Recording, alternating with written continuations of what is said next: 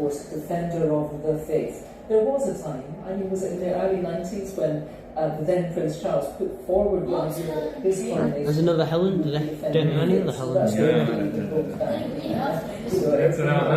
clear, and I think over time he maybe realised that... I suspect that's just the names of those people.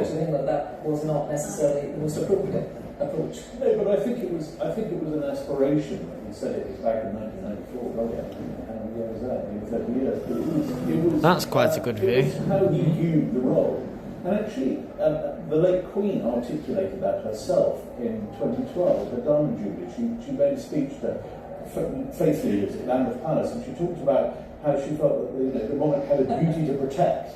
And the same applies now. I think that oath, that sort of extra pre-oath oath, if you like, that we heard in the Abbey today, where the Archbishop says, it's your role as for that to help people to worship priests, and the King said, I will. So it was sort of there, it wasn't explicit, it was very much understood that that's part of the role of 21st century. That's we made it a more super base society.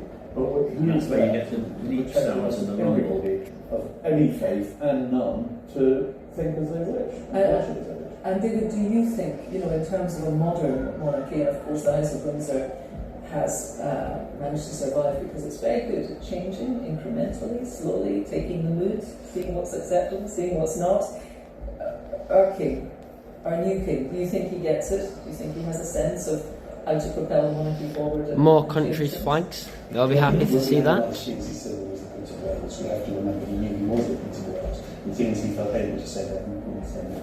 As king, he's quite clear about the fact that he understands the limits of the role and that he was in a different role previously. To an extent, you can't bother. More countries' flags, they'll be happy to see that. Hereditary principle is one that many people will never be comfortable with. But the majority of our fellow citizens in 2023 are comfortable with this being the way we choose to host state. They revel in the certain ceremonies and the tradition of people here. This is a huge event in their lives, something that they care deeply about.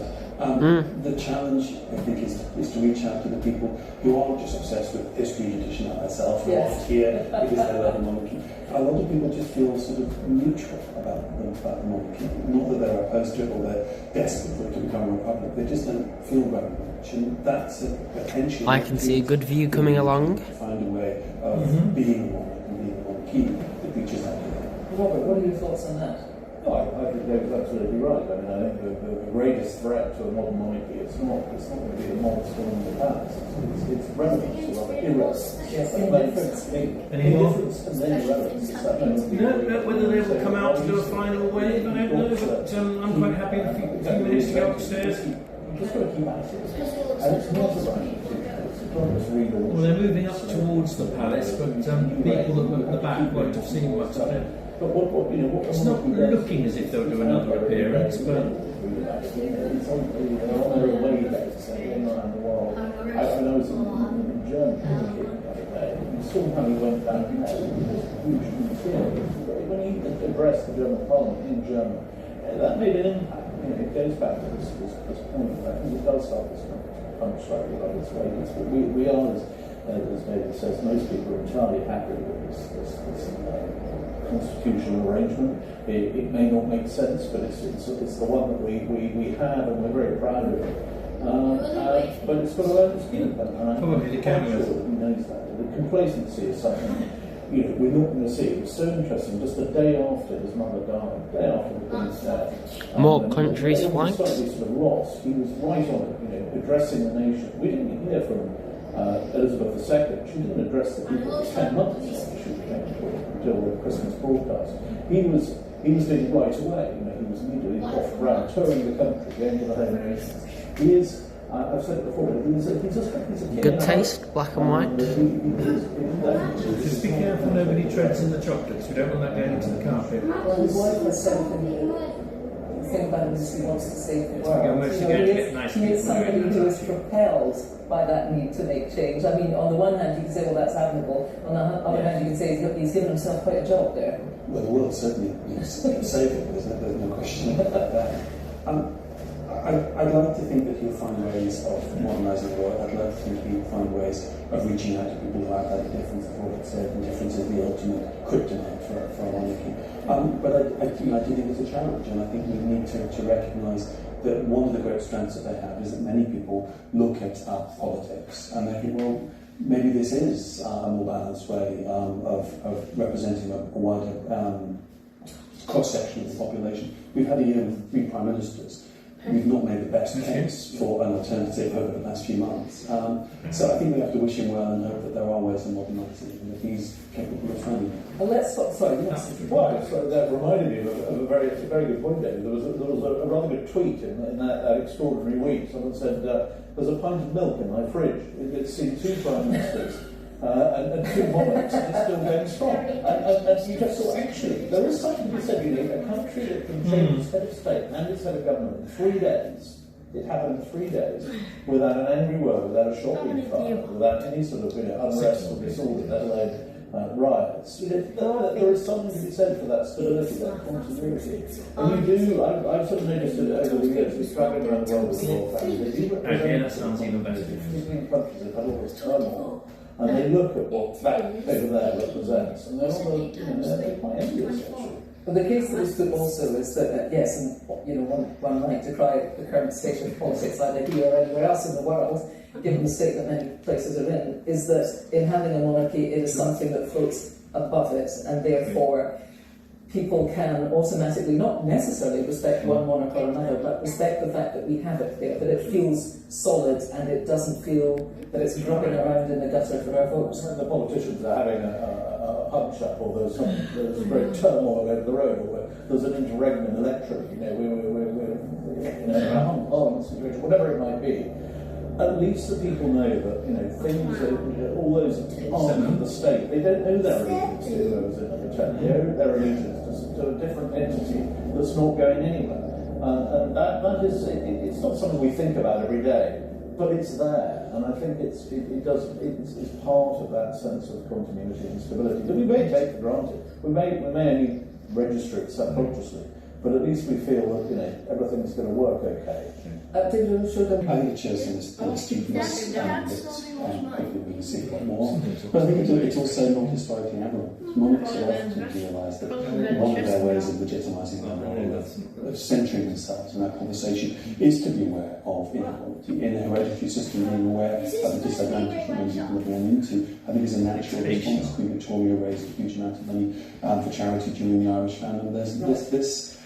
Other monarchs have been aware of the cost of coronations and have been wanting them to be toned down. This idea that being aware of these social issues, it's not a new phenomenon. It's not something new to our country. Interesting. And yes, a coronation in the middle of a cost of living crisis, which day to day for a lot of British people is a very, very real thing. Do you think the coronation that we saw today managed the balancing act of doing something splendid, but at the same time being scaled down and not gratuitous? It's a very big waste of money. But Then you said there will be a summary.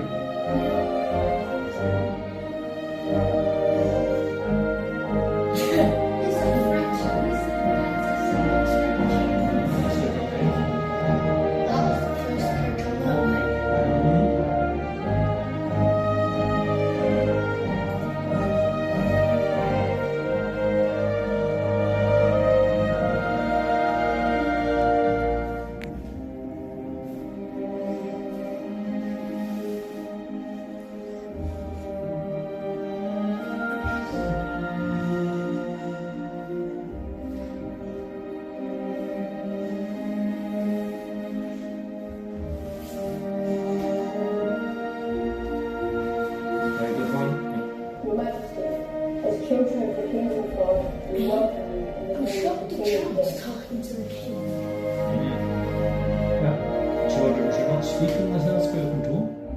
Yeah, what's this now? is About 9. the royal law. These are the lively oracles. Will you, Cleopatra, cause war and justice in mercy, to be executed in all your justice?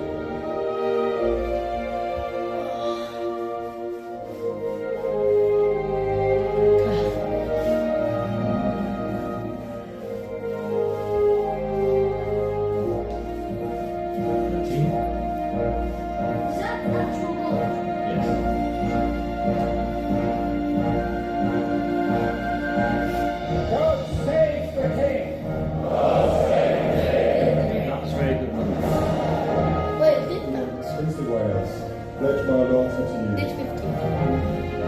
James Gates, thank you. Where's that? So when this blood changes from wine is supposed to change into blood, it's called communion or holy communion. Now I can see why people don't drink gin. Why? Now I can see why people don't drink gin. Yeah. Very, so very,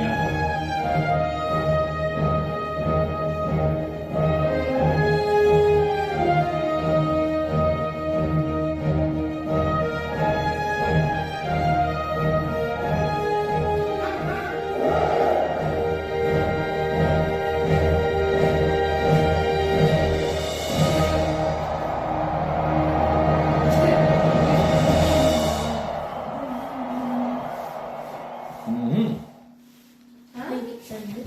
Yep. Okay, let's do this.